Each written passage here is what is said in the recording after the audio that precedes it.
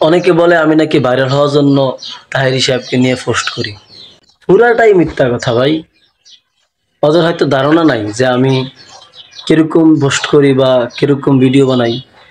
যদি আমার পেজের লিঙ্কটা আমি কমেন্টে দিয়ে দিব, পেজে যদি ঘুরে আসুন তাহলে দেখতে পাবেন আমি কি কি নিয়ে কথা বলি।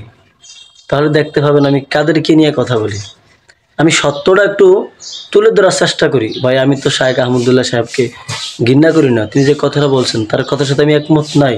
তাহেরি সাহেবের সাথে আমি একমত ছিলাম, এই জন্য তাকে নিয়ে আমি পোস্ট করি, তাকে নিয়ে কথা বলি। এখন আমাকে গালাগালি করেন, মিথ্যা তহমত দেন, বলেন আমি নাকি ভাইরাল হওয়ার জন্য পোস্ট করি। এটা একটা মিথ্যা কথা ভাই।